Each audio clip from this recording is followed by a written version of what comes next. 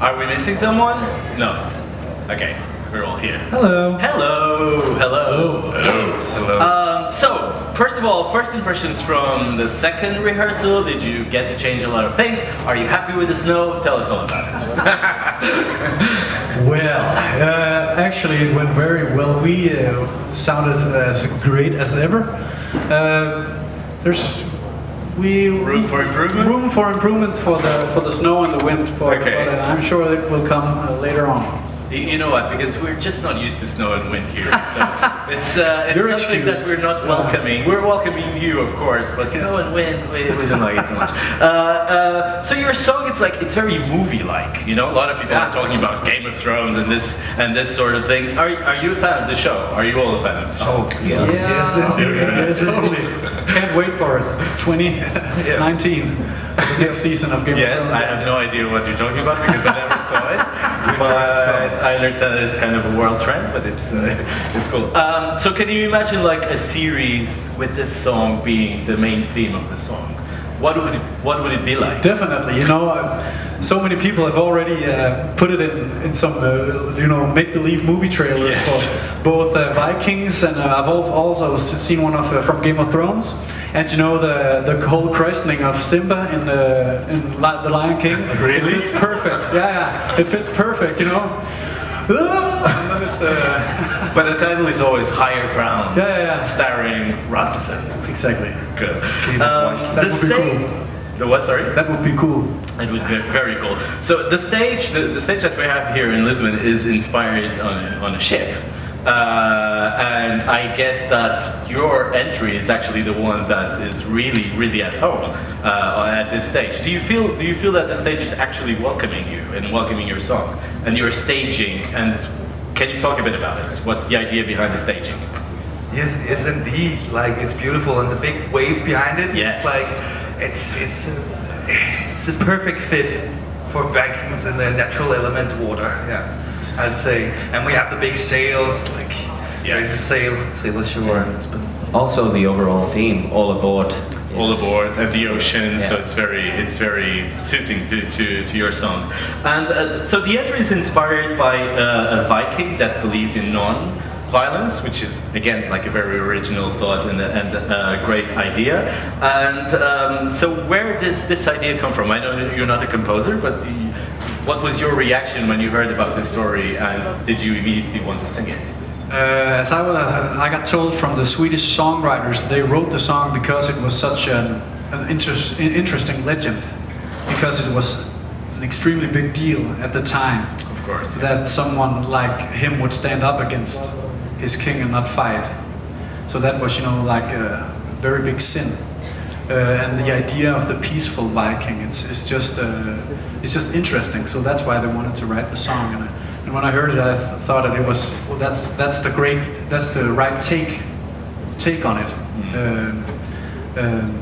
For doing something Viking-y, it's the right take to come with a peace message, because what stronger peace sign could be greater than the Viking actually coming with the peace. Yeah, that's. And do you already look like this, or did you kind of had to change your looks so that you would look a bit more Viking-like? Like the idea of we have a Viking. It's all wigs, actually, and prosthetic beard. We look so much funny outside. No. But I've looked like this for my entire adult life almost. Really? Yeah. But you're kind of contemporary version of the Vikings, because you're wearing this amazing clothes on stage. So who did this? Like the design and the fashion design? Who was the responsible for that? And what are the ideas behind it? The brilliant guy who put this on us is the guy sitting right there. Jon, he's called. And here's your man. Come on. This is a great thing that he did. And, congratulations. And he found a great designer who... Barbara Congini. Yeah. Barbara Congini, who did all of this outfits. This outfits, great stuff. So your song is about facing obstacles, and now on a more like personal question to you, what was the biggest obstacle in your career so far? Biggest obstacle in my career. Any of you guys have anything you can add on? Well, in general, like all artists go through a lot of obstacles, you know, like to be able to succeed, and I'm sure you also went through a few. I think the biggest obstacle actually for me, doing what I do, both in teaching young kids music and drama, and also working as a singer and a performer, is to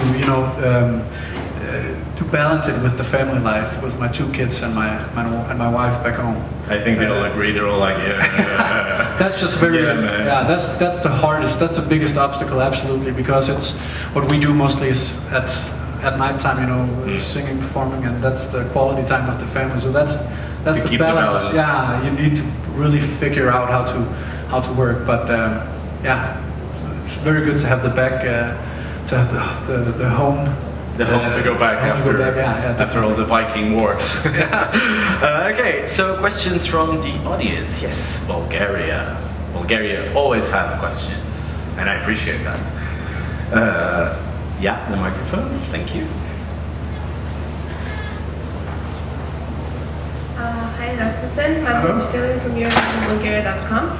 So as you said, you're not just a singer, you're also a teacher. What is the most important thing that teaching has given to you? It's more of a, you know, of a great feeling inside, actually, to see the kids and the young people evolve and grow in these kind of in singing and music, and to understand and actually learn from what you're doing. That's very fulfilling, actually.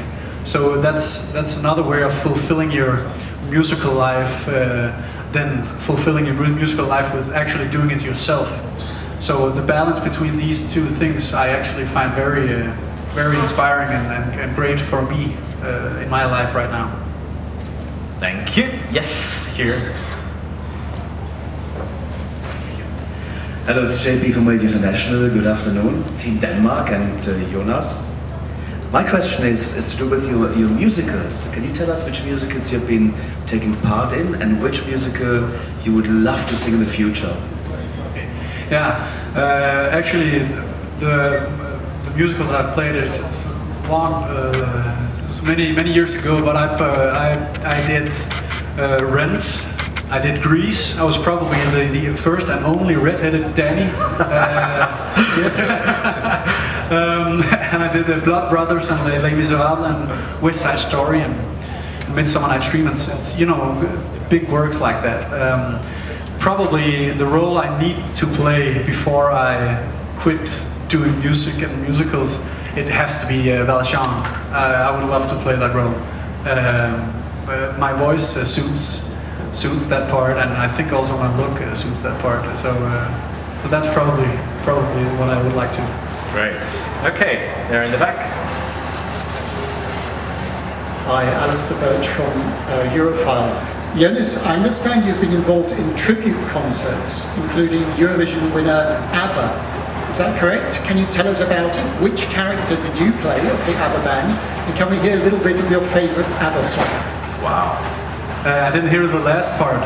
The last part is if you can sing a bit of your favorite ABBA song. A favorite ABBA song. Okay, first of all, it's it was a tribute concert to ABBA, so it wasn't actually a character throughout the show, but we just did a lot of the greatest ABBA songs. You know, also some of the more unknown ABBA songs, like The Visitors.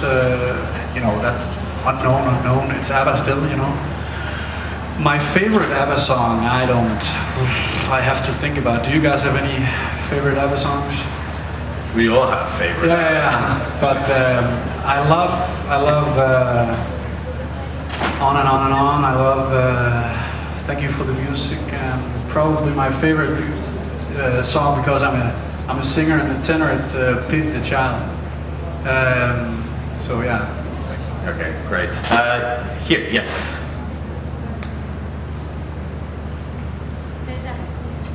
Hi, this is Martijn van der Veen, Eurovision artist, the Netherlands.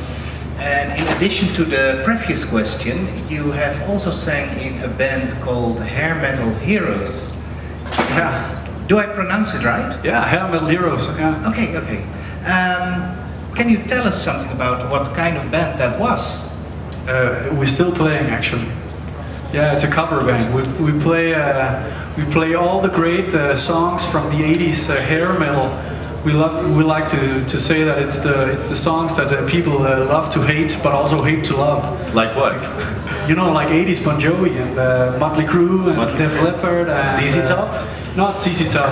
They're not hair metal. You know, we need But they have the beard. the spandex and the leopard shirts. Yeah. And the bandanas and stuff like that. Yeah, that's very fun. I love to do that.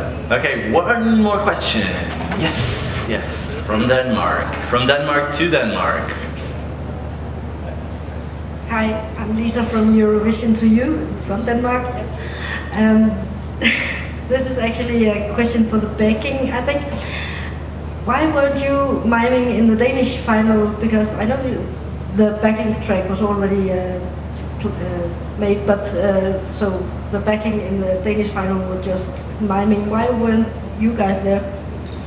Well, Saving the best for last. yeah, that would be the case. That would be the case. Actually, there's different rules depending on, and in Denmark it was easy to find dancers to mime. Yeah, at the beginning, then they had a little more time to find us. I'd say the real deal. We're the real deal. Okay, do you know what's the real deal is what you're singing next? They have a surprise for us, and I think like every Eurovision fan will love to listen to this. It's not a very Viking-ish song, but it's an amazingly beautiful It's a tribute, song. yeah. It's a tribute. Take it away.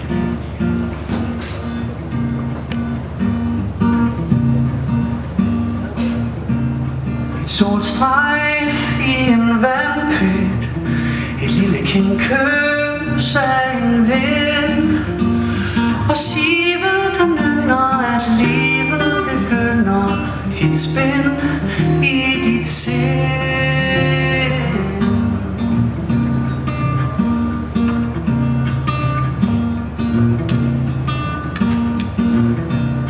Et sølvfløjt fra en trætop, et svagt fat lyd af en kat, en rislen i bækken, en vislen fra hækken, der siger, at det ikke mere er nat. Du hvor ligger inde, jomfru daggry går til ro. Dagen står pukket ud af sengen og går over solens bro. Os to, hvad med os to? Ja, hvad med os to, dig og mig? Jeg danser, danser og stanser og sanser kun dig. Hvorfor løb du dog din vej?